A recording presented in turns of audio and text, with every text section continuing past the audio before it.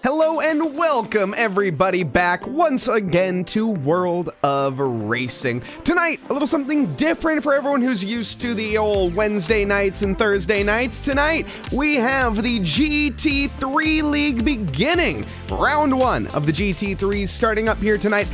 And the first track on the menu is one that we are all going to be quite familiar with, I certainly think. Sebring, an American classic, of course, down in Florida. More on that, though, in a little bit. A big warm welcome to everyone joining us here tonight. I hope everyone's having a lovely evening, afternoon, or morning, wherever you are in this fine world. Whether you're down at World of Racing or you're everywhere else in this fine world, as I had mentioned, we thank you for joining us here tonight. I'm Mike Noss, and we are ready to get into it here very shortly. The qualifying is underway. Drivers out on circuit, and we'll be seeing them out very, very shortly. But do head on into the chat. Let us know who you're cheering for if you are cheering for someone of nature, of course, down at the World of Racing. For anyone curious what World of Racing is, if you are new around these parts, well, let me tell you. If you are in the area of Tustin or the area of Pasadena down in California, do head on down to World of Racing. Of course, also Kansas City, Kansas, if you're up there. We do have we have a racing available there as well. But the league racing, of course, is going to be between the two locations tonight of Tustin and Pasadena. So if you find yourself in those areas and looking to compete on a Wednesday night, head on down. Of course, there's also Thursday nights, which is race night, Wednesday member nights, and plenty of other nights as well if you want to just head on down for a coaching session or just to go and put on a couple hot laps. We have the top of the line equipment by Sigma Interglade, as well as for the motion simulators, as well as very Simicube wheels, as well as Hussenfeld pedals. So all of the top of the line equipment, the best way to get introduced if you're looking to get into sim racing and catch that bug that we often do describe. It's one of the best ways that you can do so. Head on down to World of Racing. Now, though, I think I babbled on enough. Why don't we get ready to go down into the qualifying and take a look at some of these drivers and some of the lap times as well that are being set. So here we can see the Sebring circuit in front of us here tonight, and the car of choice for the GT3s is going to be the Porsche, pretty much. The race room equivalent, or the race department equivalent of the Porsche 992, I'm assuming. It could be the 991. I'm honestly not too sure which model or make this is. It does make a difference, of course. The 991 is a oh goodness, okay, we're trying to do these off memory here. Let me just bring up my stat sheet on those cars because I don't want to get anything wrong there. But I do know the difference between the 991 and the 992 is a little bit of engine capacity. I think it was like a couple liters they added on. But on top of that, they tilted the engine back about 5.5 degrees. Now, you might say, well, what the heck does that do? Now, the Porsche, for anyone that's maybe unfamiliar with the Porsche cars, they are rear engined. Now, what does that mean? That means the engine sits behind the axle. So it's very rear happy. You get that engine too far back, it makes it very easy to pirouette. So what Porsche has done with the 992 is tilted it forward just a little bit to make the car a bit more controllable. It's a bit more mid-engined, might you say, but it's still behind the rear axle, so it is considered still a rear-engined car. Now, though, taking a look at the times, though, let's see who is on the top. It's Andrew, currently looking at the pole position. We also have behind him Dylan. It's currently Andrew sitting at the top here. You can see the bright purple Porsche number 77. We see a lot of new numbers out on the circuit. There's still a couple repeats, but it makes it nice and easy when we have a variety of numbers and liveries.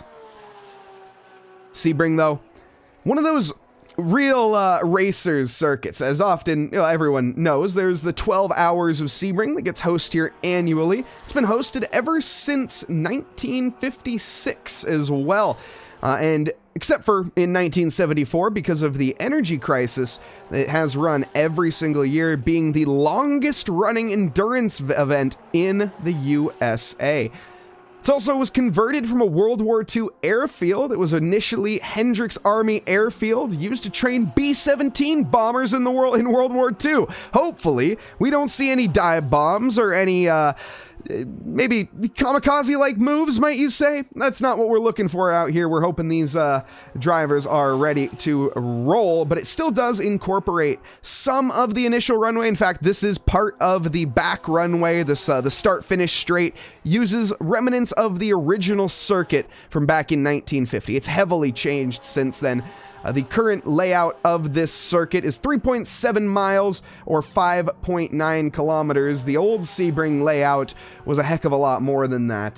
To be exact, 3.5 miles actually. So I take back what I said. It's actually less.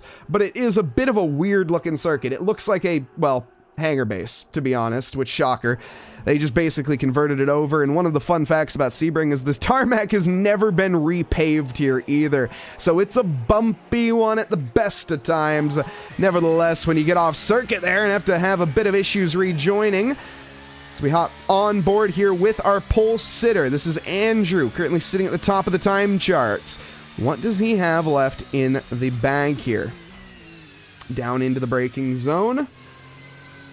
And picking it back up slightly. Currently a 201.8 compared to a 202.0. Blink of an eye, literally separating the two right now. 0.2 of a second is the margin. Andrew looking to maybe extend that just a little bit. And that I think he will try to do. Currently heading into that back sector now. Looking down at the tower turn and now going down the Flying Fortress straight into the Bishop Bend. Flat out pretty much the whole way up until you get into this little right-hander here. Really got to get the car to slow down, turn it back left, and then immediately for the final corner, the Le Mans curve back onto the accelerator and head now flat out all the way to the line. Andrew currently third as Kian has came in with a smashing lap time, and Andrew, no improvement. Wait, this isn't the start-finish straight, this is the back straight. I always forget that. My apologies. Chuck it into the actual final corner, Sunset Bend. Grab the rotation background, ignore the stranded car off to the side. And Andrew sets his lap, and it looks like it's going to be pole position, a 2:01.6, the new time to beat.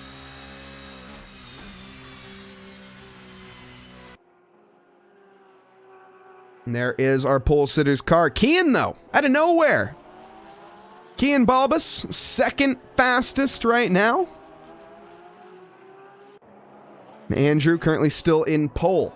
Just seeing if everyone has last names or not. But that's okay. Kian Balbus.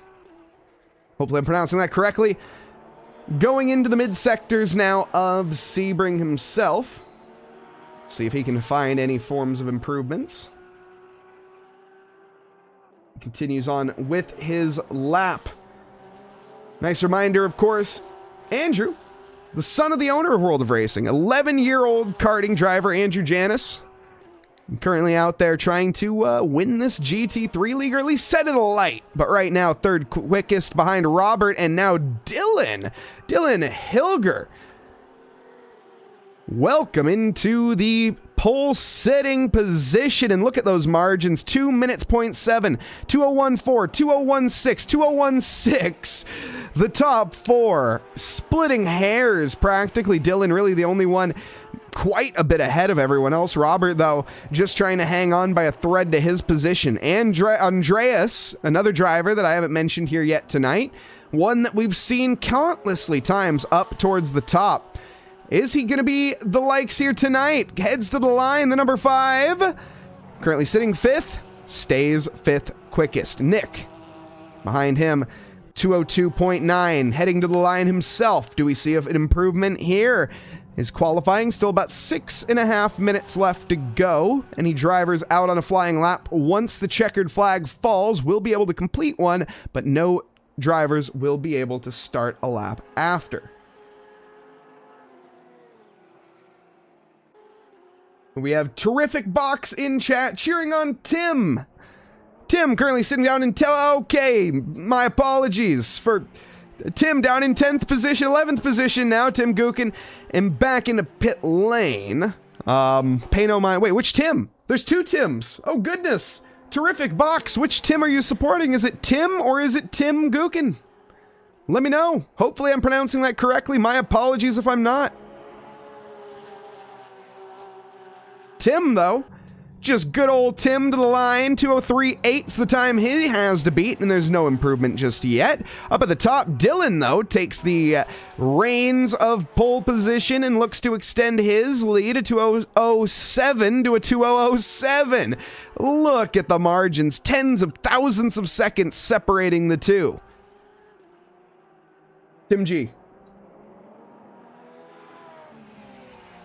Did I pronounce that wrong? Please tell me I didn't. But supporting Tim G. And if I did, please tell me how to correctly pronounce it. Michael Chu jumps up here into 8th position.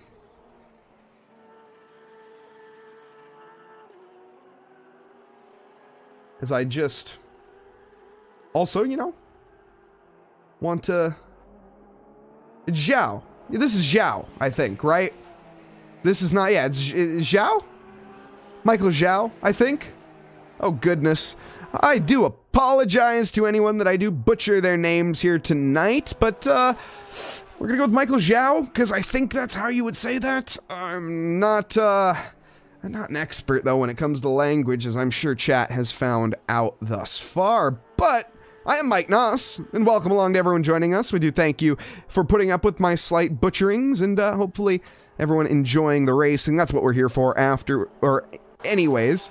Keen Balbus, what does he have to improve here? Let's go on board and see what it's like with the reins here. There we go. Just into the letterbox cam pretty much, as that's about what they can see out of, at least from this point of view. They are a little bit closer, and they get a bit better perspective of the road, but still gives you a good idea of what it's like to be in one of these fake Porsches. As you can see, it's not a actual Porsche. I think it's a Darsh, as they called it in the race department, but it is a Porsche. And there we can see wrestling that car, really giving you a good idea of what it's like with the tarmac being so bumpy. Various potholes have been filled in throughout the years, but it's never had a true repaving. So the circuit, it's bumpy, it's got cracks, it's got little undulations, it's got character, as the drivers like to say. They don't want it to be repaved because it would take away from the racing nature. It's a flat circuit. It was a World War II hangar base. It was about 10 feet of elevation, about 3 meters, give or take. And now back down the Ullman Straight here and looking to finish off his lap into Sunset Bend. Chuck it on in, late on the brakes, almost a double apex, sort of. A late apex is what you would call it.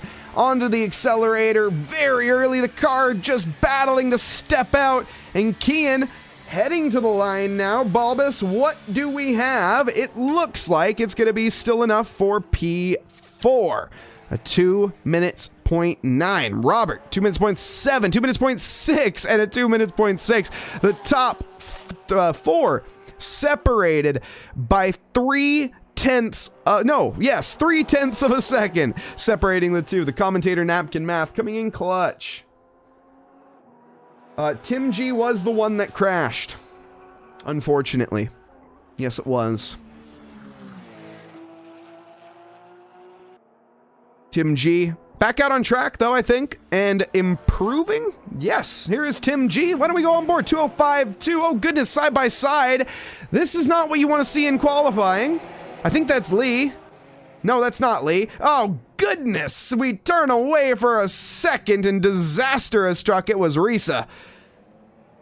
You never want to see battling and qualifying, and you never want to see cars coming together. I'd imagine right now there's going to be some shouting within World of Racing. It's one of the fun elements about racing at World of Racing is that you get to express your emotions and how you feel, whether positive or negative, to your opponent directly sitting next to you, or maybe across the room. Hopefully, everyone has a calm, cool, and collected head on their shoulders and is going to be fairly understanding. And, you know, we don't have... It's not all about professional drivers here at World of Racing. We don't have just the top of the line. We got everybody. We have some karting champions in Andrew Janis. We have Dylan Robert. These are some quite quick drivers, and they're trading blows right now. But we also have some newer drivers into sim racing as well. Just getting the grips with the equipment. Maybe even the first time behind the wheel. You never know. Risa has been around, though. We know that. We've seen them in a couple races, and they've shown quite good development over the past little bit.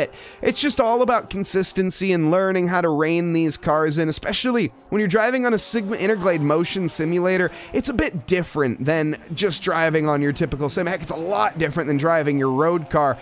And it's a bit of a learning curve for some a lot more natural to it. If you've been around the karting sphere for your life, like Andrew Janis has, it might come pretty natural to you.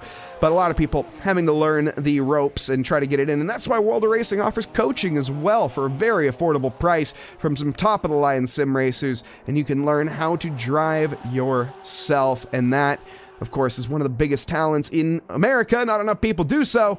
And heck, why not head down to World of Racing? Qualifying over, though. Checkered flag out, and drivers now that are out on a lap will be able to finish one, but no one will be able to start one. Tim G, I think he did get to the line in time. Potentially, no, I think he will be. This is going to be his final lap. He will have to come back through the field. Looks like 14th will be the best chance here for him. Dylan, also coming to the line next here, though, is Andrew Janis, the next driver to the line, and he clatters the wall of champions on the exit, spins around, and back into pit lane. P2, it's all Andrew's going to be able to muster. Robert, can he do anything about it? The number 19, though, next to the line, that's going to be William here. It looks like he is making his way leisurely onto the Ullman. Maybe went a little bit deep into the penultimate corner. Looking to come back through the field. Also, Tim, yes, did finish in 15th. Okay, again, having two Tims, not confusing at all. William, nice and leisurely through the final corner complex, back onto the accelerator. 2:11.8 is the time to beat here for the P19, and it's a 2:10.7, a solid improvement, 2/10 behind Christopher.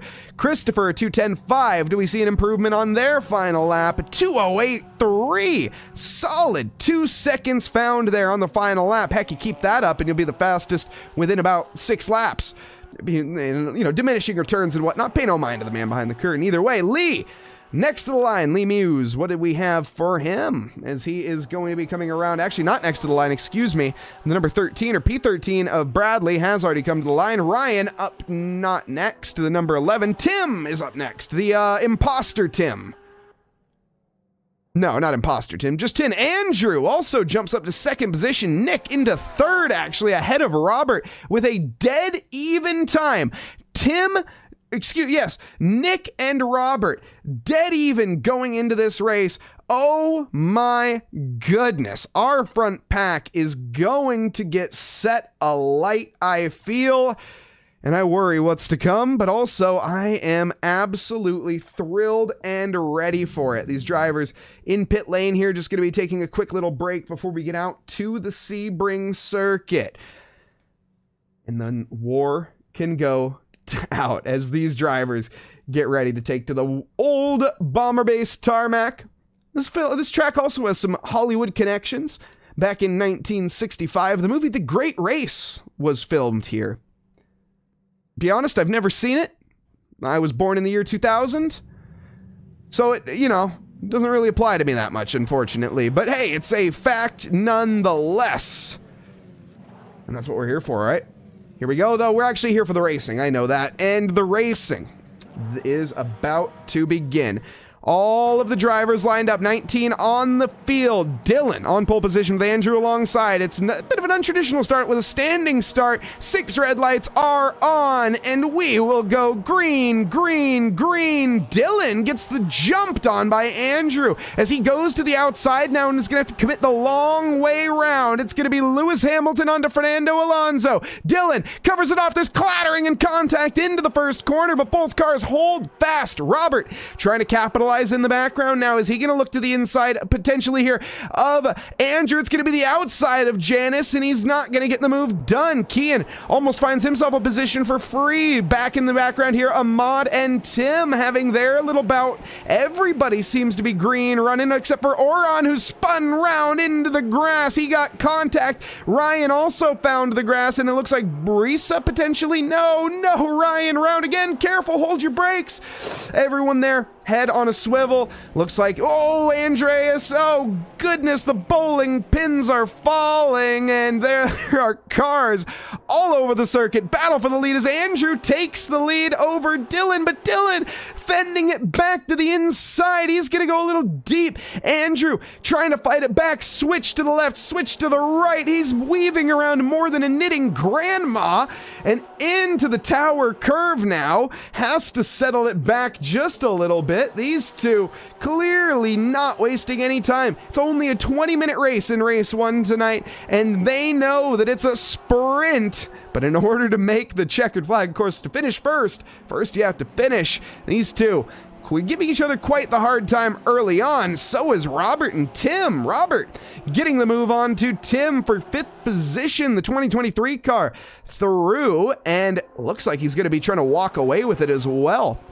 Ahmad ahead in 4th. He has made up some great positions as well. Kian getting by Michael there. I think that's going to be Michael Zhao getting overtaken, and now in the slipstream. Are we going to see Zhao come back, though, to the inside of Sunset? You never really want to see that. You see him, though, going a little bit deep. He'll carry the speed with him here, but you need to be able to keep it under control. The back end slip, that's Andrew Janis. He's crashed in the final corner. This isn't the first time we've seen this. The final corner got the best of him in qualifying, and now Andrew has found victim. I'm not sure if it was to his own foot or if Nick or Dylan played a role in it, but the results are the same. Oh, cars spinning around. Andrew Janis avoiding chicanes down through turns 1 and 2. Holy smokes, that was Michael Zhao that's now plummeting down the order as well. We have Lee Muse behind, Bradley in the mix. Where is Tim G gone? Tim's down in 17th. He got collected in all this nonsense. Oran, who spun on the first lap, has made up a ton of ground up into 11th as we watch him pass William in front of our eyes. Take a breath, folks, or at least myself, because we've had so much happening. Ahmad is got by Robert. Oh my goodness, everywhere you look. This is a GT3 league, folks. Everyone battling like it's the last lap of a final championship. And right now, Dylan is the one to have the advantage. Currently, 3.2 seconds to the good of the rest of the field. Nick trying to hold on for dear life as Ahmad is his new license plate, unfortunately. Nick in the number 3 here. We've seen plenty of those number 3 cars plummeting down the order. Nick not going to be one. Yes, the imposter is in 7th now, or excuse me, in 5th now. My apologies. Tim Nanji. Tim is the. We're gonna have to come up with a nickname here for one of these. We have Tim G. We need another Tim. Either way. Bit of scrapping. What's happened to Michael Zhao? He's found the grass, and William and Ryan have gotten their way on by. Herman up into 15th. Andreas down into 14th. Wow. That is an unexpected result for this number 3 driver of Andreas, and Andrew getting by Tim now.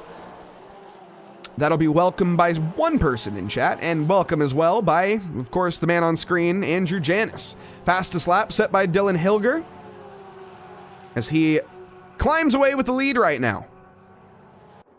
Not looking backwards, Andrew Janis, he's looking at some red in his vision right now. Why don't we go on board and see exactly what it's like to pilot this machine and exactly how much control he has of it as well, because that front end damage potentially could be playing him massive headaches right now.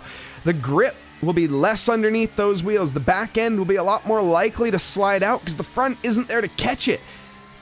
Now, though, let's give a little listen and a look with Andrew Janis. Oh, goodness, that's 2 cars spinning a mod off, and so is Robert. Well, there's 1 position gained for free. Andrew's not going to look in his rearview mirror anytime soon at that. He will be welcoming that with open arms. Now, though, Robert feeling the weight of the world on his shoulders like the mythical Titan. Oh, goodness. Where does Andrew make the move? He needs to be patient. He needs to be careful, but he's going to be going for it. He's trying to take advantage of it real quick now into the tower bend, onto the old bomber straight now. It's a side-by-side drag race as we go down towards Bishop Bend. 1 driver has to give. Andrew Janis keeps his foot in it, and he gets the move done. Robert forced to back out. Andrew was not taking no for an answer. Keep in mind, again, 11-year-old karting champion here. You're going to have to be pretty hard-pressed to keep him behind you. Now, Nick, the next victim, with 7 seconds to Dylan, and there's 12 minutes left in this race. Andrew, if he has the lap time, it's going to be difficult. Andrew's going to have to really pull a hat out of nothing, and he's managed to do it immediately. Nick, by using the power of the force, Andrew has shoved Nick out of the way into the Aramco. He is stranded on the side of the road, and there goes 5 positions for free. Nick down to 7th. Tim, Ahmad, Bradley, Robert, Andrew, all gaining off of that. Now, though, 7.5 seconds to find his next victim. Bradley, also about 1 second behind of Ahmad. Plenty of fights here to come, and in front of us right now, this is Oron and Andreas. Andreas, one of the drivers that started quite far up the field, started in 6th, in fact. He's down 6 positions from where he started, and looking to try his best here to keep it between the mayo and the mustard, as well as make the overtake happen. Kian, and Lee having their little bout. Kian here looks to the inside of the hairpin.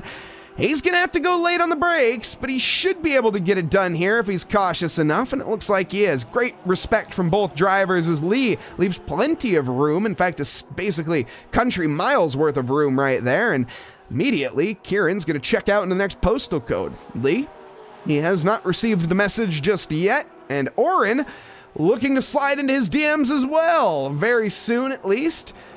Through they go in the mid-sector. You got to be careful here. Not too many opportunities, but you can set it up on the Flying Fortress straight after this corner.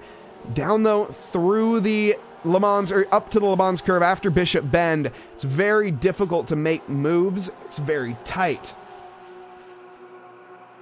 Update on Tim G, 18th position right now, but he's got a friend, Christopher, 1.4 seconds ahead. Looking at this battle now, we'll keep an eye on that. This is one of the closest on track, but let's stick right now with Andreas and Oren and Lee. The 3-way fight for the top 10, and it looks like Oren forcing Lee into a defensive move. Oren's gonna sell him the dummy and commit the long way round and lick the stamp and send it. Oren with one of the most brilliant moves I've seen all night. He set that one up, hook, line, and sinker, and Lee took the bait. Now Lee's gonna have to contend with Andreas behind as he runs deep through the first corner. That's not gonna help his lap time. Andreas now well into contention for this position. It's a matter, I think, of when. Whoa, and that might be the time. A bit too much curb there as Oren takes flight and gets served wine and cheese. Andreas, he's gonna say thank you very much. I'm gonna take my first class and walk away with it. I don't want any intent. I got champagne on the menu. No wine, no cheese, no nothing of those sorts. But he's got a long ways to go before he can taste that. -1, if you take away, he's currently sitting 11th. You just get rid of one of those ones. Heck, that'd be P1. That's how it works, right? No, unfortunately not. That's why we don't hand out trophies for free. We make the drivers work for it. Nick, working hard as he gets by Donovan. Lovely little send there through the mid-sector. into the the Cunningham corner through the Collier curve, and Robert trying to come back. That's Donovan, excuse me, trying to come back quite quick. No dice to be found, at least not yet. Bradley spun round. Oh goodness, be careful rejoining, Bradley. You got cars oh my, oh my. Whew. What a heads up display. Honestly, he got out of the way as quickly as he possibly could, and thankfully no one got hit. Andreas also gets by. Kieran side by side with Donovan. Donovan looks like he's going to give this one up. I don't think he wants to really fight too hard. He might come back, though, in the first corner. But Kieran got that move done with aggression, and a bit of a non-ideal line for Donovan, and Oren trying to copy it and make it even worse. Andreas now sees his prey, lines him up in the sights, knocks the arrow. Does he let it go? No, he's going to just hold it, but it's not going back in the quiver. He's going to be waiting, just biding his time for the right opportunities now, and it's coming. He knows it. Oren driving like a bat out of hell right now and trying to keep it on track. Andreas just textbook playing here. It's like a cat playing with his food right now. When do you make the send? Where are you stronger? Andreas asking that question to himself, and this is the moment. He's trying to go around the outside here of the mid corners, through the hairpin, onto the Fangio chicane. That's not really a chicane in this layout, but it kind of is. He's not going to find it. Andreas still battling away, tooth and nail right now, and Oren is being a real thorn in the side. And that's going to be Donovan going deep and kind of corking up Oren.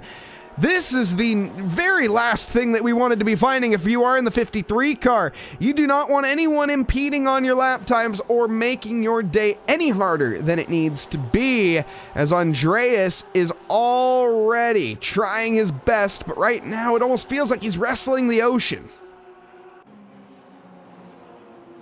But, of course, he can conquer that blue tide.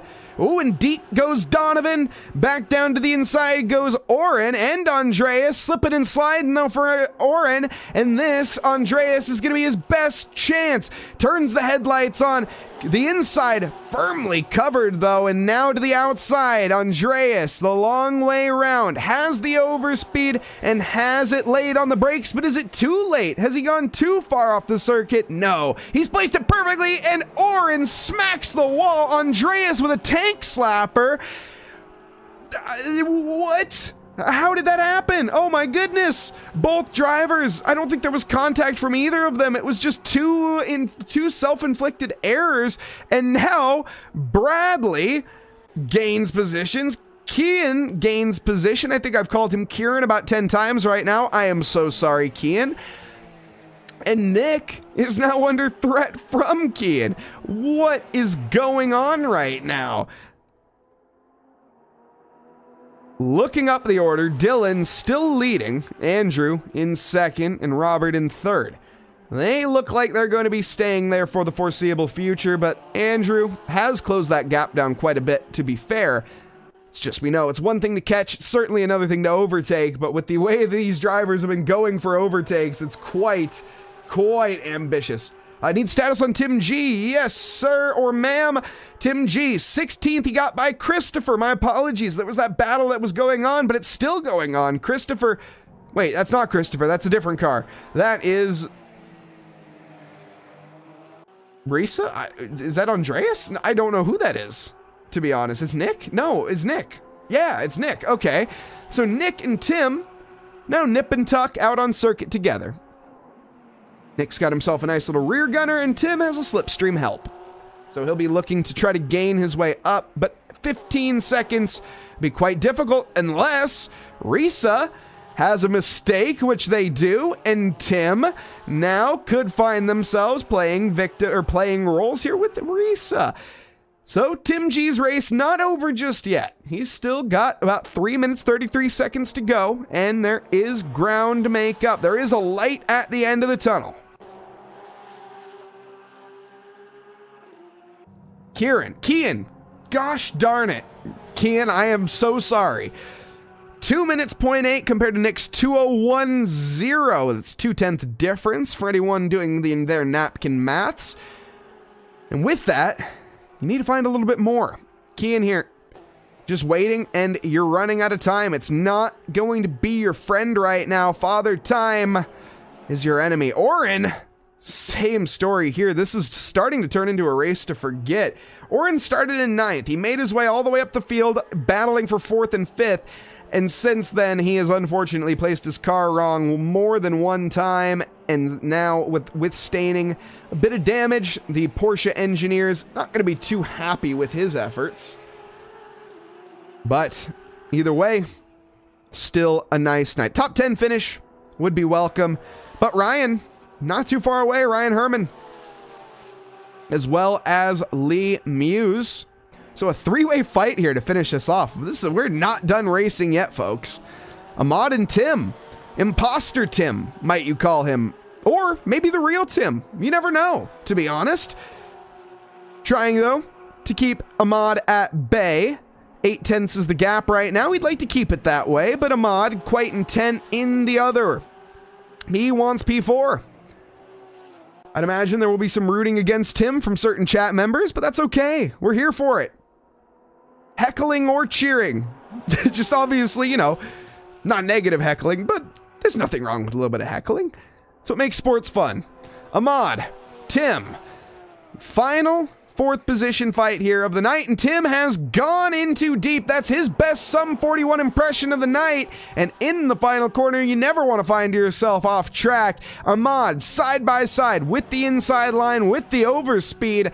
In case you were curious, that's a recipe for making a position. However, it's the outside for the first corner, but it doesn't matter. He is well ahead by the time they reach the braking zone, and Ahmad moves himself up, and Tim tries to replicate the flight of the Valkyries and fly off into the sunset. Not quite where you want to be. Tim, though, with a bit of spinal rearrangement surgery, should find himself back on track soon enough. Oh no, Tim G! He's binned it! He's bottled it in the mid-sector.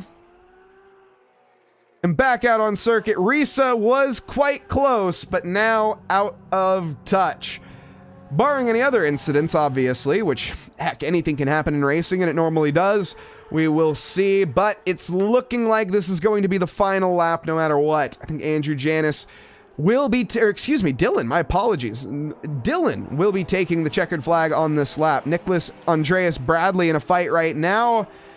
We'll keep an eye on this, but once we get to the Ullman Straight for Dylan, we'll be taking a look at our race leader. Andreas gaining ground, though. Looks to the inside here. Is he going to get the move done?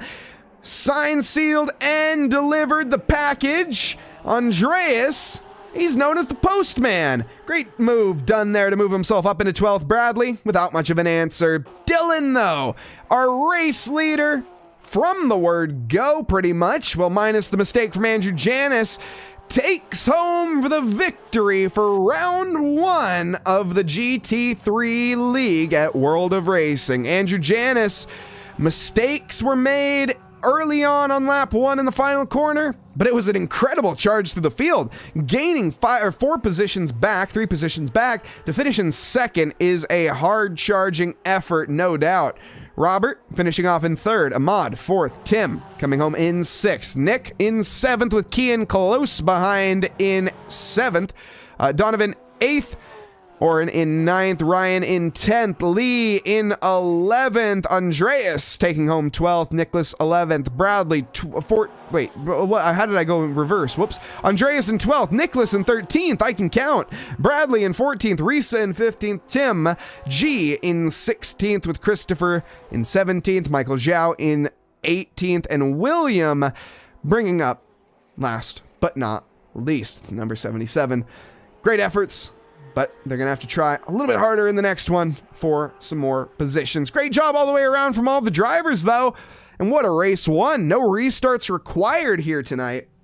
As we go back here into the booth. Welcome back, everybody. Hope everyone enjoyed that. Now, this was a great race. That was a great race, no doubt. all the way around from the word go. The top pack putting on quite the melee. That was a heck of a duel. Those 4 or 5 managed to show each other. Andrew Janis, though, I think played victim to himself on that one. Now, of course, we didn't catch the contact on screen, unfortunately, so we don't actually know what happened to the young Janis. But again, the results are not something you can argue with. The fact that he worked his way back into second position shows that he is not somebody to mess with. He has won karting championships in the past, of course, and he looks to continue his domination trends in style. However, P2, though, is what he found himself here for race 1. So as we get ready here to change up the servers and head on over to a different track, which I don't know if it's been announced or not, so I'm not going to announce it, but it might be on a port of some sort in a goal. I don't know. I'll let you fill in the blanks. Now, with that, we are going to be taking a quick break, folks, though. We'll be back very, very shortly with some more action.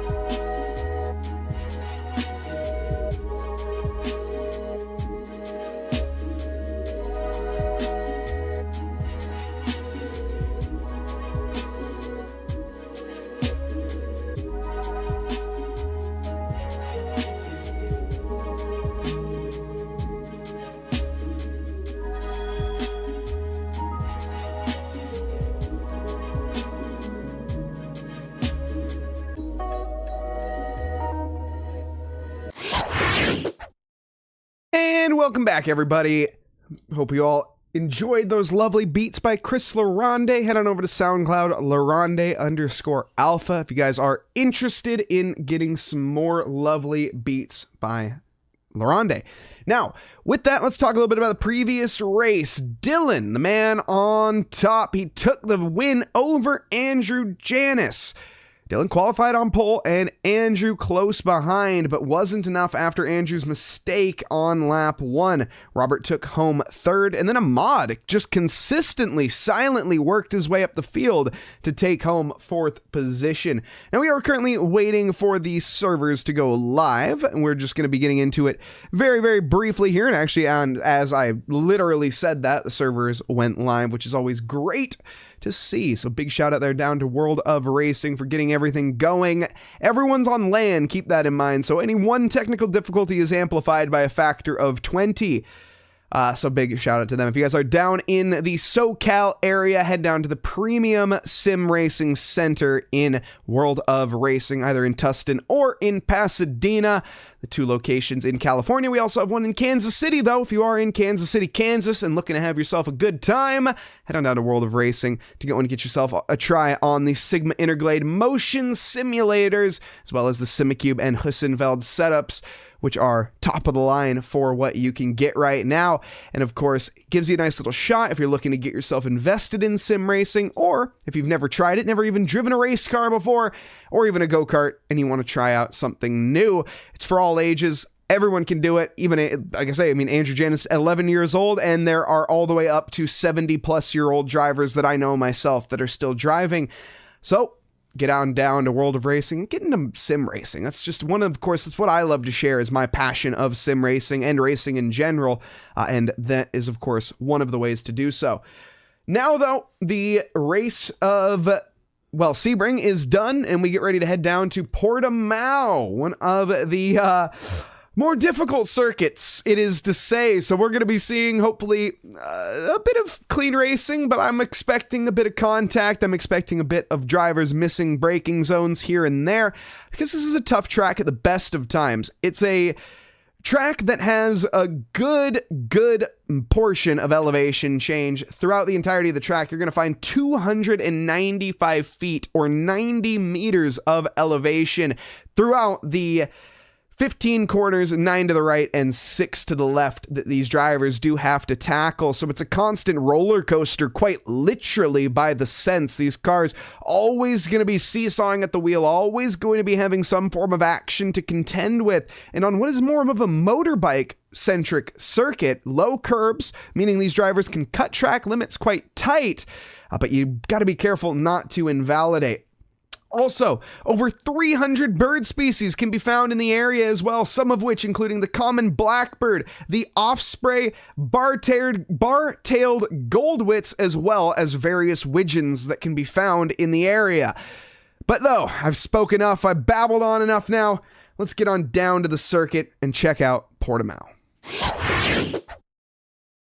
Here is the track. And here are the cars. The Porsche's still the car for the drivers, as this is going to be the GT3 Championship car of choice, at least for this week. Pretty sure it will be it maybe for the good, but I'm not sure, actually. That's a good question that I should probably have known the answer to going into this. Are we going to be using the same car every week? We'll find out. Lap time's currently being set, and Tim is on the top, but it's not the Tim that chat wants. Tim G still is trying to set a lap right now.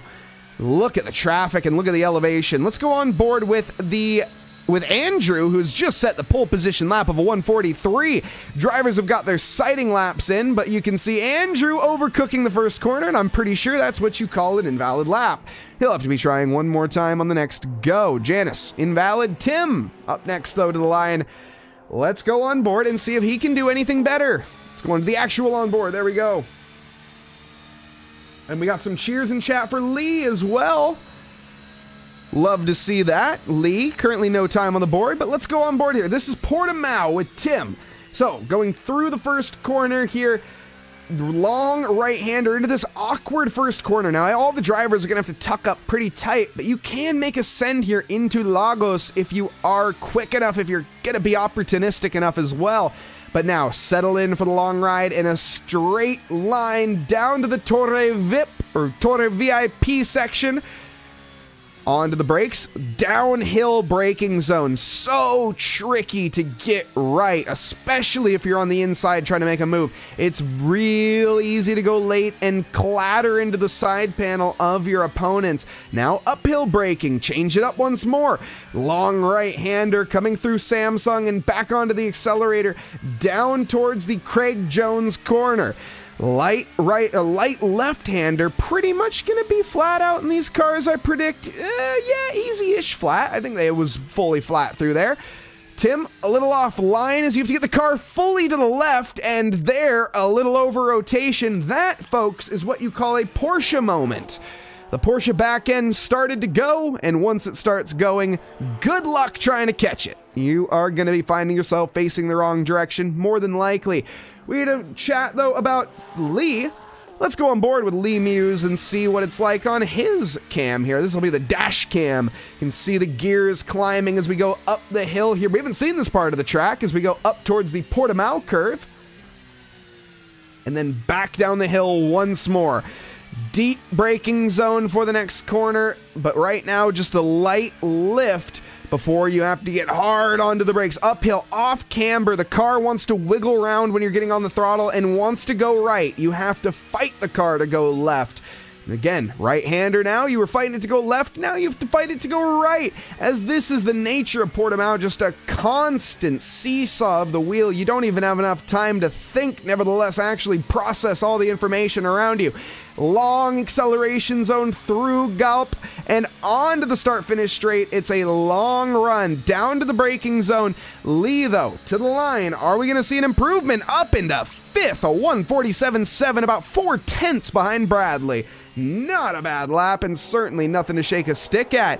Michael Zhao up into fifth or seventh position himself, now with a 1:49. We're seeing similar lap times in the front. Andrew Janis, though, he's in another ballpark right now. He is checked out, and he's improving even more. Ryan is the only driver close to him, and that gap right now is 4 seconds. Dylan, though, about dead even with Ryan. Andrew Janis is about to open the stable doors wide and say, "Come on in, anyone. I am willing to fight you."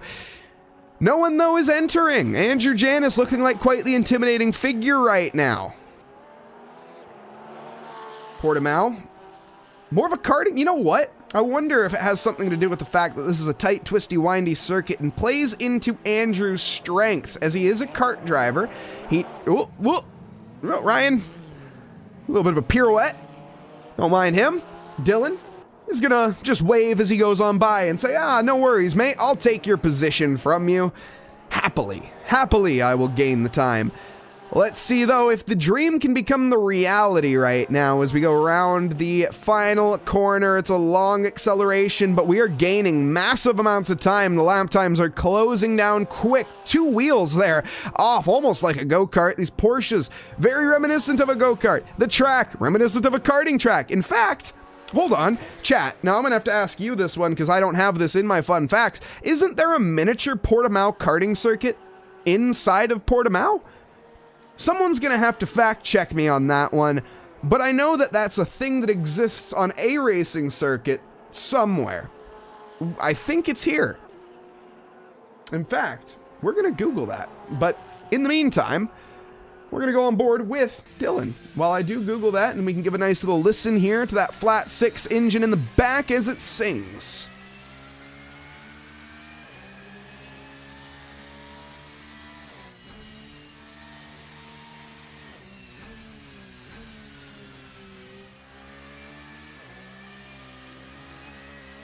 And now I have Googled it. First off, brilliant sounding car. Portimao does have a karting track. However, I don't know if it's the exact recreation of the karting track. I think it is, though. I don't know. Where I go, oh, goodness, Dylan Hilger keeps his foot in it while he's pirouetting, but that is, when in doubt, flat out gone wrong, unfortunately. He finds himself having a nice little picnic in the grass, and two drivers getting by him there relatively quickly. Kian, down in 7th here. Not the greatest result that I would have expected. Kian had a great race last time around, and he's improving. I think that's what we're looking at. Right now, we're just sort of seeing these drivers get... Okay, well, I spoke too soon. We're starting to see the drivers, though, getting their footing under them right now, and when it comes to learning a new circuit, you have to learn how to crawl before you can learn how to sprint. Some drivers, they try to learn how to run like Usain Bolt before they even learn how to crawl, and that's what ends up with you flying around and having some rather less than ideal lap times. A couple lap times there at the bottom. Donovan, 6 minutes 57. No, we are not at the Nürburgring or the Nordschleifer.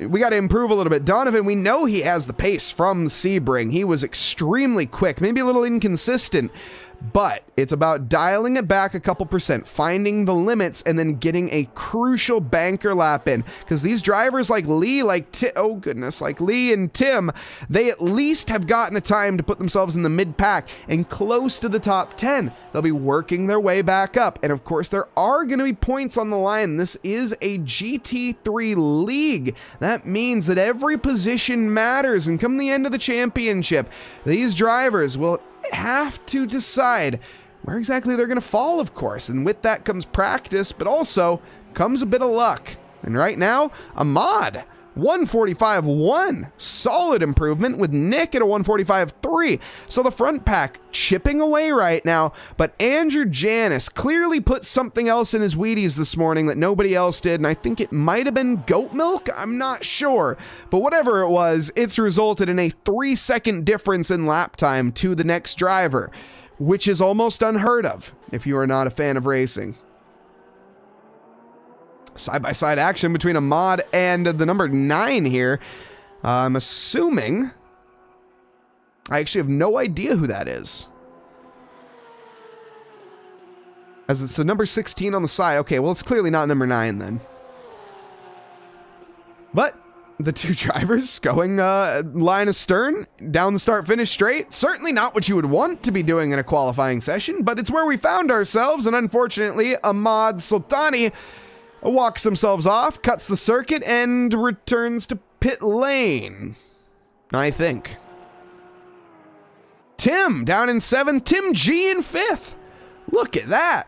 Tim G has found his circuit. Sebring, maybe not his style, that flat circuit, lots of overtaking chances, maybe not quite the best circuit for good old Tim G. Now though, now that we're on this tight, twisty, windy, big elevation track, and hard to overtake as well. Now we haven't been in the race yet, so we'll have to figure that out when we get there. But he's found himself in 5th position. He wasn't even finding himself even close to the top 10 previously. What has he found? What did he do different from the previous race? That I don't know, but I'm loving seeing it. Bradley also just set a lap, 145.1. Other drivers to look at, Lee down in 14th, a little out of position from where he was in the previous qualifying. So we're seeing strengths and weaknesses forming. Certain drivers liking the longer, more flat, bumpy circuits, and again, some liking this more karting style circuit and getting to find a bit more rubber under their feet this way than otherwise. Oh, we have a Tim-on-Tim rivalry right now. Tim just overtook Tim G, which we still need a nickname for this Tim, by the way. That isn't Imposter Tim. So let me know, chat. We need to dub him at some point. But he has found himself directly ahead of his rival, but not by much, by 30 thousandths of a second. The two Tims, literally inseparable right now. Over the course of a lap, pretty much splitting hairs in differences. This is a 2.8 mile or 4.6 kilometer circuit with 15 corners, 9 to the right and 6 to the left. And they have lapped dead even over the course of an entire time. And look at this. Nick also maths, 6 10,000ths, yes, away from Tim. Holy smokes. And then 2 tenths separating Bradley. This mid-pack, heck, you could throw a blanket over all that. You could throw a small little quilt. Oof, Oren has found the gravel trap, unfortunately, off into the kitty litter. Still 2 tenths separating him and Nick, and about a 10th separating him and Robert. The margins could not be closer right now, holy. Which is so interesting because Andrew Janis is at a 142.4. I'm just going to be honest, barring any mistakes, Andrew could drive this race at about 80% and he'd still win, which, you know, we've seen some mistakes from Andrew in the past, so hopefully we don't. I hope to see him drive within that limit and pick up a win here tonight. It'll be a crucial one for the young karting champion. He wants to have his stay in points here. He's currently second in standings, as there's only been one race, and he finished second in that race, so it's easy maths right now. But as the championship goes on, and more rounds get complete, then we will be speaking about this in the past and saying, man, would it have been the difference? P1 at Sebring to win the championship. We'll find out. Right now, Ahmad, second fastest at a 143.9. Extremely stellar race as well from Ahmad at Sebring.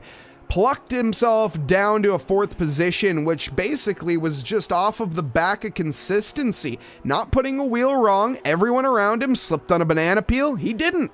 That's pretty much as simple as that. And now he's just consistently driving himself up into 2nd with no one even in the conversation, really. 1 second difference just about to Bradley. However, Bradley back and responding, and it's 40,000 separating the two.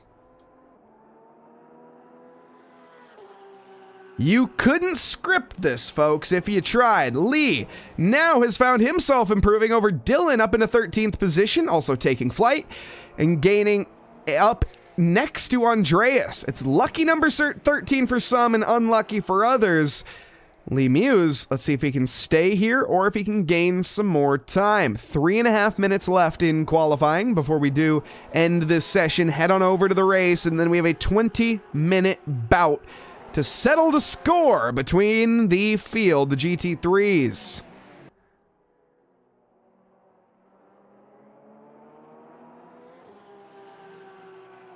And there, Tim on a lap. Why don't we go on board with another driver? It's been a while. I do love me some onboard shots as well.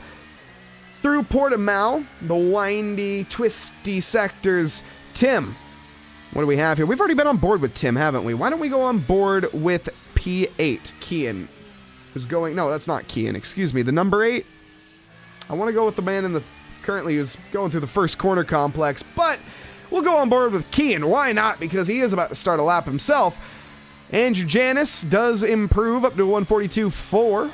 Bradley, 143.9. Kian, 144.8. A couple seconds off, but as we come to the line here, this should be an improvement, and it is. Up into 5th position with a 144.1. Just behind Dylan with a 44.000. How often do you see that? That's like the equivalent to going to a grocery store and having an even dollar amount. You get that once in a blue moon. Do you get that 000 lap time?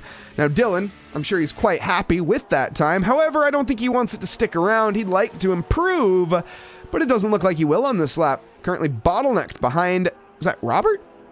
Yeah, it is Robert, number 18.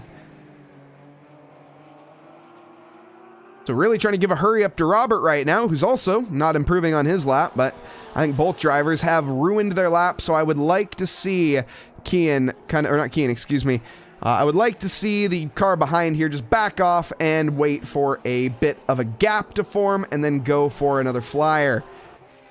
Andrew has not improved in Sector 1, and he is abandoning his lap on the racing line, which I'm not too sure that Risa was too happy about, and that really caught Risa off guard, unfortunately.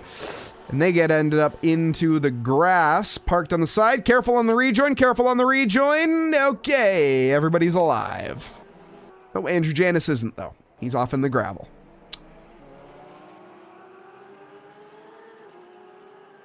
And I love that comment. This Lee guy has big potential, potentially. Well, right now, his potential's kind of been a bit lackluster. 14th? Certainly not bad, but the number 14 stuck in P14. Some may say that's fate, but others would say it's a curse. He's trying to improve. He's improved. He's still down his time. He's about down 2/10, but we know there's time to make up in Sector 1, and we know that if he can keep this time in Sector 2, he could find himself up into the 7th positions, up into 6th even, with the likes of Kian, Tim, Robert, everyone in that pack. It's just about getting Sector 1 together. And with this, I think we're going to have one more attempt. It's going to be close. Lee Muse gets to the line. He made it. He does get another lap. He crossed it at 0-0, but the game gives him one more fighting chance, and he throws it away in the first corner, and all of the hype is not warranted. Sorry, Lee. Bradley finishes qualifying in second. Andrew still first. Ahmad improving. Bradley cannot improve. Ahmad can. And Ahmad is improving. The gap is tens of thousands. 40 thousandths currently separating the two. And Ahmad thinking about gaining himself some time, but you got to keep the back end down on the circuit as he wrestles an octopus trying to keep it together. Ahmad, 7/10 down in the mid-sector, and with that, it looks like I think he has potentially abandoned his lap. He looks very half-hearted on his attempts here. Robert, second quickest. Bradley, third. So Ahmad kind of caught off guard, and out of nowhere, Robert slams himself into second. Andrew is not going to improve, but will stay fastest. Dylan Hilger to the line, our previous race winner, but only 5th. Andreas next up, and Lee, our final driver, who will not be improving. He's 13 seconds down on his lap. Everybody done with quali as the drivers get ready now, basically for the final few to end up invalidating or coming across a different part of the circuit. There's just a few. There we go. Nice. I think everything worked this time. That's always lovely to see. The cars waiting, eager. This is where the nerves start to play a role. You know, you've gone for one race. If you had a good result, now you want to deliver again. Andrew, he knows he's the quickest in this session. He's quicker by over a second. So he can dial it back in this race session if he wants. He does not need to give it his all. He will, knowing Andrew, because he's Andrew Janis, and you can't tell that kid to dial it back, which is fair. You know, I wouldn't want to be fair. That's what I love about the young, exuberant heart. You want to give it your all, and that Andrew will. Just hopefully he doesn't give it his all into a barrier. That's the hopes.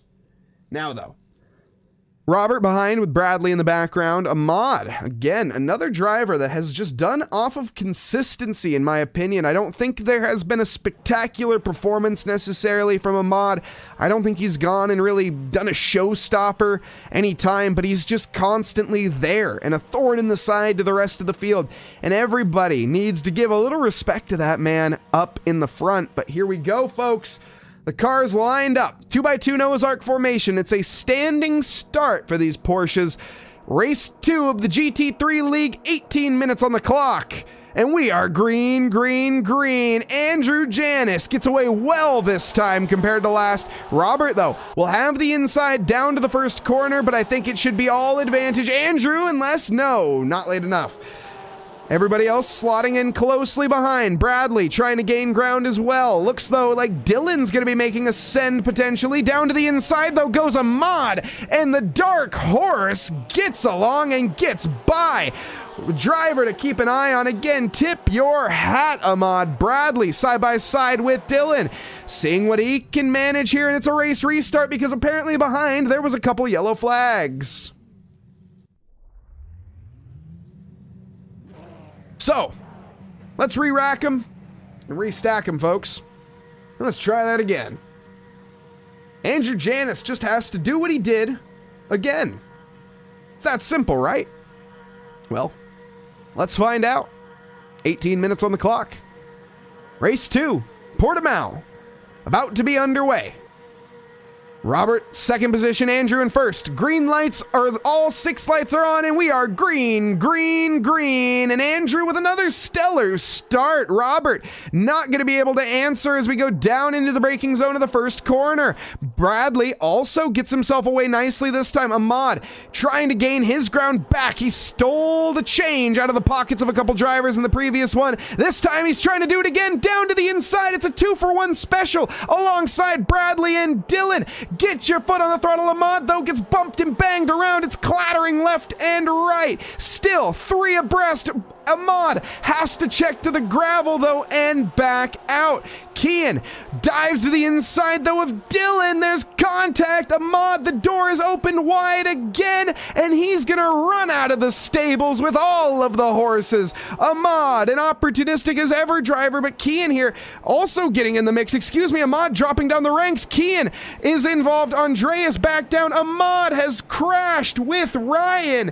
Down the order they go. Kian was the number 3 that I was looking at that was gaining the ground. Devastation there in the mid sectors, but everyone else getting away quite well this time. I don't expect a restart this time round. Oren, oh no, that's Nick who's gone around in the background. Spins, and so does Christopher off into the gutter.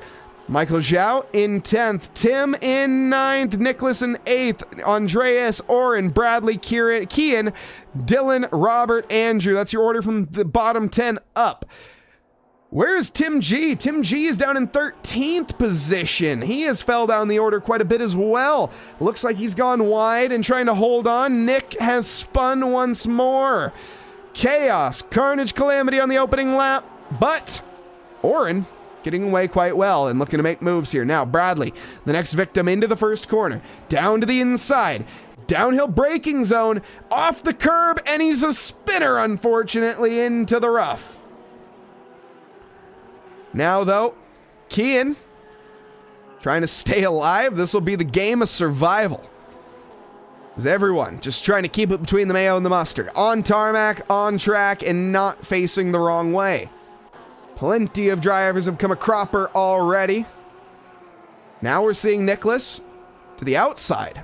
It's a long way around if you want to get by Andreas. Andreas certainly not going to give him the room.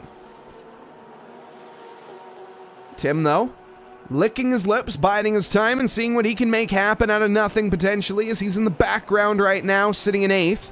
We also have Kian here, who's just sort of a dark horse in my mind as well, who I just don't know what he's going to prospect here. Is he going to go for moves early, or is he going to bide his time?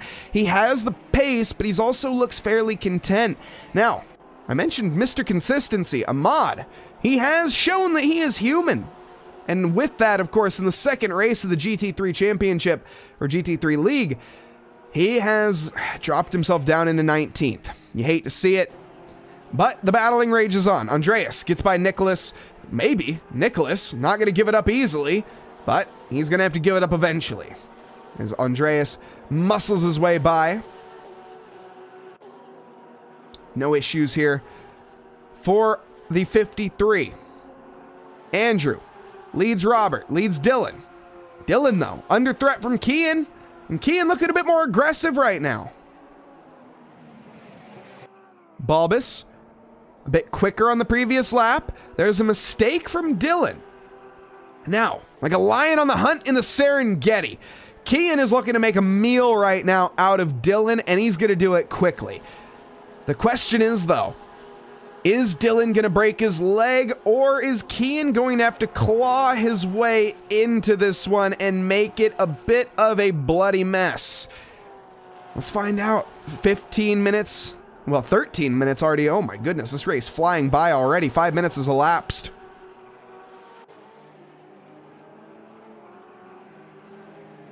And with that, I think this is the final race of tonight. And Andrew Janis is walking away with this one. Currently 4.5 seconds in the good, and has no intention of finding himself in the mix. Now again, we have seen, though, that he is human. He can make mistakes, but Right now, he's driving well within his limits, I feel. And just keeping it on circuit is the main goal. He knows he has the pace regardless of if he makes a mistake or not. You just need to not put it in the wall. Risa has put it in the grass. It's like Donovan, Lee, Ryan, all get by. Christopher, Nick as well, I think are gonna maybe. They're having their little ding-dong. And Risa, oh, no, wait, that was Christopher. Excuse me. In the number 3 this time. Same liveries, but different driver and same corner. Tim, Nicholas. Line and stern for 7th right now, and with the run, Tim having a fix to the inside. You need to be careful. That curb there, you can see that big old sausage curb is very intimidating, but that was a case of crippling understeer turned into violent oversteer, and a tank slapper for Tim loses him a position to Michael Zhao. Nicholas. Now, though, with the weight of the world off his shoulders, he can breathe a sigh of relief and just worry about the tarmac ahead of him and Andreas, who's 3 seconds up the road. Kian has not lost sight of his prize, though. Still, just looming in the background, trying to pounce. Where do you do it, though? Is it going to be the first corner? That's your best chance, theoretically. But obviously, no plan survives first contact, especially with the enemy. You can also get moves done into turns 3, 4, and 5. But you gotta be pretty aggressive, and you're going to be testing your limits, as well as the drivers around you. This circuit, though, it allows for good racing. It's one thing about Portimao. While it has so much elevation, so many corners, this is an FIA Grade 1 circuit. Formula 1 races here, in fact. Back in 2020, this debuted as the Portuguese Grand Prix and returned to F1 after 24 years.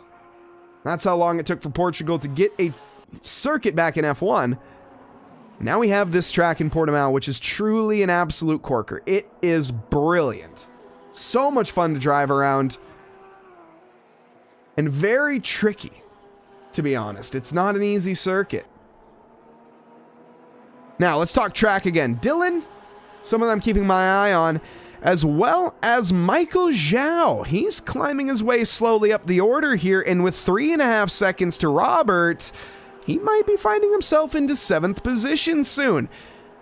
Number 16, doing a great job, just plucking away. Robert and Nicholas, they're having their go, and that was the move. Robert goes by Nicholas and finds himself in 6th. 5 seconds up the road is Andreas, the 53, and the 77, about 2.5 seconds ahead of that. Trying to find more positions will be difficult for Robert. It's one thing to catch. It's certainly another thing to overtake, and here at Portimao, we haven't really seen that to be true, honestly. It's just been overtaking Central, and this is why. Down to the inside, Ryan and Donovan. They go side by side. Knife fight in a phone booth, though hopefully not. Ryan Herman, long way round, commits, and it's a high-speed, high-commitment overtake, and he gets the job done while the getting gets good. Donovan, left in the mirror now, but Lee coming up into contention, the number 16. Fighting with the 96 potentially. But Lee got to keep it facing the right way. Got his nose to the grindstone right now. And just focusing on the cars ahead. You'll have that crucial slipstream as well going down the start-finish straight. That's going to pay him dividends and gain him some great straight line speed. Is he too far back though?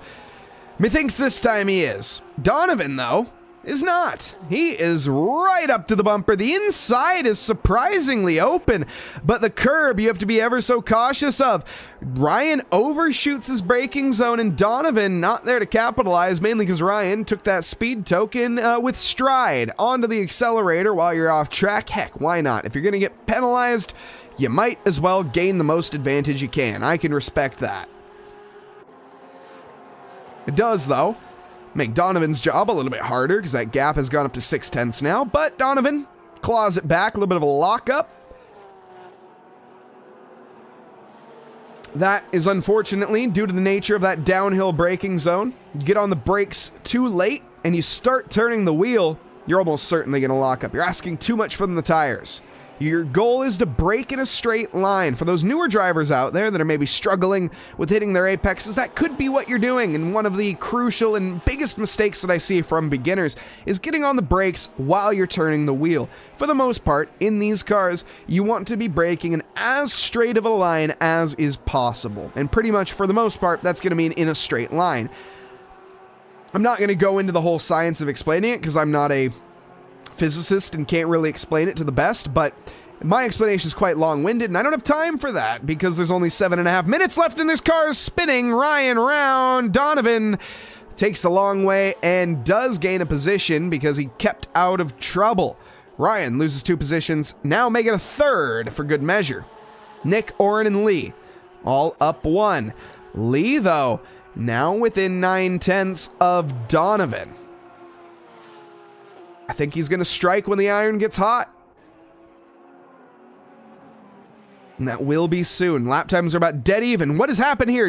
Dylan and Kian have changed positions. Dylan still in second. Kian, though, up into third. Now, trying for the second step of the podium. He's not content with third. Dylan off track there briefly. This is the highest place battle. As it stands, let's go on board with the number 3, Kian Balbus. He sees that offline late apex. You can see it's so tempting to dive to the inside, but that would be almost a suicidal move, and he knows that his nose would almost certainly be taken off. That corner may be a little more prospecting, as you can have a chance if that inside is open, but again, ever so dangerous. Now though, through Sagres and down towards Galp, no real chances here. This is not going to be the best opportunity because it's so high speed. A little lift there for Kian, and another little lift as well. Very on the edge of grip, but not close enough.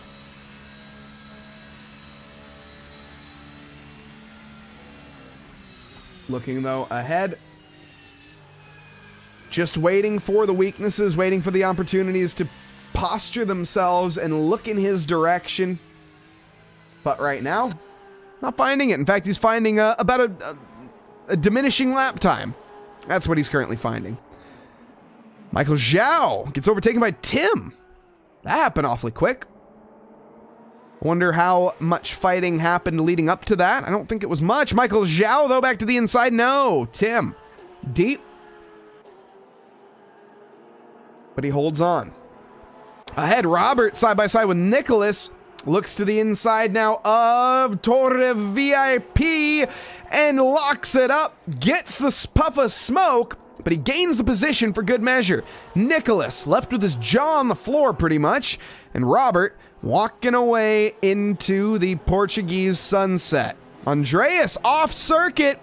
The gap was 10 seconds in the previous sector. Now the gap is nearly not. Robert right into contention for 5th position. Andreas, an uncharacteristic mistake. He had a poor race at Sebring, and now the mistakes are adding up quick. He's diving to the outside. That's going to allow Robert firmly inside. Now he is going to take that opportunity with both hands and gain himself into 5th. Andreas, though, is not out of the woods just yet. Nicholas trying to trek his way through. Spin for Andreas, and position lost in the most spectacular way possible. Now Tim gets by. Michael Zhao thinking about getting by. Andreas is crumbling down at the wire. 3.5 minutes left, and he just has to hang on.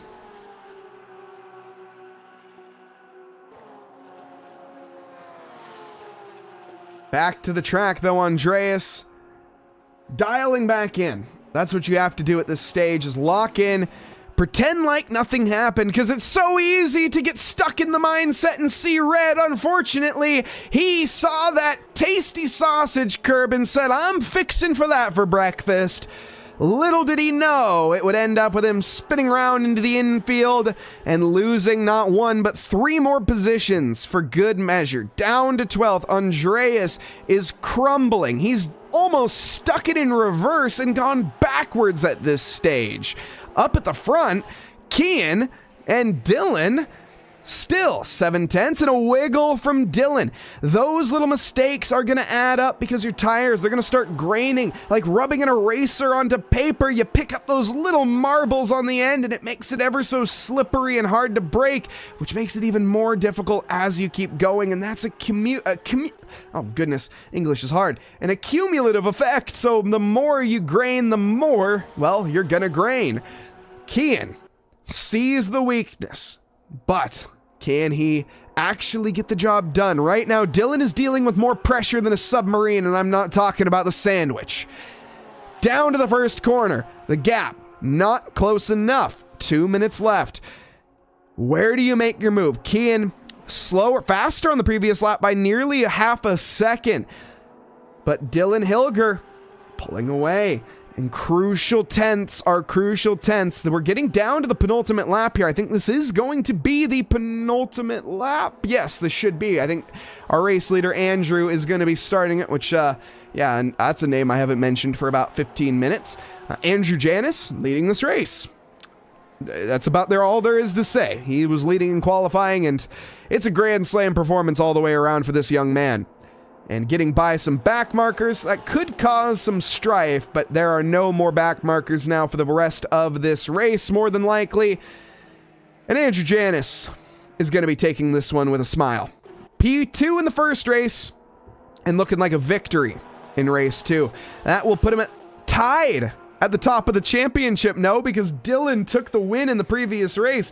So these two, Dylan and Andrew, the 2 championship rivals, will have to draw up some form of, I don't know, Max Verstappen and Lewis Hamilton-esque rivalry between the 2 of them at some point during this championship, I'm sure. Right now, though, Dylan doesn't really care that much about Andrew, because he can't. I mean, he does, he's just, you know, a little too far up the road to matter. Right now, Dylan's looking in his rearview mirror because there is a Porsche-shaped Kian about a second behind. The URD Darche Faster. He didn't come up with a team name. That's just the base name. I'll just be honest. The Darche is the name of the race department car that we are using tonight. The Porsche 992 is what I'm going to call it. I don't know. It might be a 991. I can't tell the difference. I'm sorry, Porsche lovers. I just don't know. I'm not. Enough said. Anyways, moving swiftly on before I dig my grave there. Robert to the line here in 5th, and nowhere really to be found is anyone around him. Nick having a fight with Lee right now to decide who is going to finish in 10th position. Currently, Nick is going to win that, but he doesn't want to. He wants to finish in 9th. Lee, a little slow into the braking zone, and Nick trying to take advantage. He climbs himself up onto the curb. Doesn't help him out whatsoever, but it does gain him a little bit of time. Currently, trying to negotiate through the mid-sectors, but our race leader, Andrew Janis, let's take a moment, and he needs to take a bow and get the grape juice out because he's a little too young for champagne. He's got another 10 years before he can taste the champagne. Holy smokes, that's crazy to say out loud. Anyways, now rounding the final corner, Andrew Janis will be coming onto the start-finish straight. It's a long acceleration down to the line, but the checkered flag will be waving and waiting his arrival, and he takes victory for race 2 and round 1 of the GT3 League for World of Racing. Nice little flourish at the end. Dylan to the line 2nd, 16 seconds behind. Kian finishes in 3rd. Bradley looking at a 4th place finish here. Hard-pressed effort, but 7 seconds off the back. Not a bad prospect, all things considering. Nicholas, 5th. Robert, going to be finishing in 6th, potentially. Let's watch and find out. As we have 1 corner left, Tim. This is Tim, not Tim G, in the background. He's going to finish 7th. Robert, 6th. Michael Zhao finishing in 8th, Nick in 9th. Lee takes home your top 10. Ryan in 11th with Ahmad, an unfortunate 12th position here for Mr. Consistency. Oren in 13th. Donovan, 14th position. Andreas, a hard-pressed 15th. It's a tough night here for the 53 driver. We know he's got more pace, just 2 tough tracks for him. Risa, 16th. Tim G finishes 17th with Christopher in the grass in 18th. And William in 19th. And of course, last but not least, what a race. All the drivers can take a bow. They've all deserved it. Every single one that makes checkered flag is a winner in my books. World of Racing, folks. What a place. Get on down here again if you are taking a look. What an incredible championship that we're looking at right now. A 2-way tie for first position. Dylan and Andrew locking hands going into round 2 of the 2025 GT3 League for World of Racing. Now, with that, let's head back to the booth here, folks. As we do come back here, we can get some lovely beats in the background as well. This is the intro song. That is not the song that I wanted to play. That is the song I wanted to play. There we go. I need to get out of the server before my game breaks, because Assetto Corsa. Now, of course, breaking the fourth wall briefly there. But no, what a race, folks. What a stream that we've had here tonight. A big thank you to everyone that's joined us in chat as well.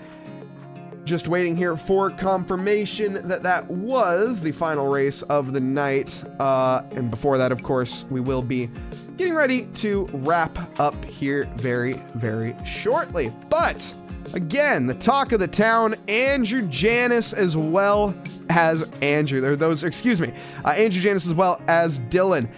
Robert, another driver to really keep an eye on throughout this here tonight. And then lastly, Ahmad, who finished 4th in race 1, but did not have the best result in race 2, unfortunately due to their own mistakes. But folks, as confirmation here has it, that was the final race of the night, and round 2, or race 2 of GT3, round 1 concluded. What a race that was. Portimao and Sebring, 2 incredible race circuits, and more to come. What tracks are next?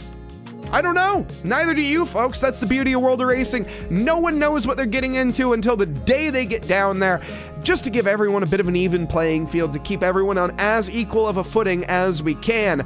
So again, if you are down in those areas, Tustin, Pasadena, or Kansas City, Kansas, head on down to World of Racing, your premium sim center in the United States. Big thank you as well to Sigma Interglade for providing the motion simulators, and of course to Hussenfeld and Simicube as well. Those are the equipment that you can find yourself taking part on if you are lucky enough to head down to World of Racing, if you are local to them. Or if you want to take a trip down, an extended trip, heck, why not? I eventually might at some point. I'd love to give myself a shot on one of those sims. Motion sims are quite the experience if you've never had the chance of driving one. They almost pull the wheel down when you go in. It's a very interesting feeling that you don't get on a non-motion rig that more simulates sort of the actual motions of a race car. And what better way than trying that out at World of Racing. But folks, with that being said, big congratulations to Andrew and Dylan for tonight, our 2 victors in both of the races. We are going to be concluding, and we will be back tomorrow as well, I think, for the Thursday race nights, and as well as next week for more GT3 action. But in the meantime, folks, I hope everybody has a lovely evening, afternoon, or morning, wherever you are in this fine world. Thank you, and good night.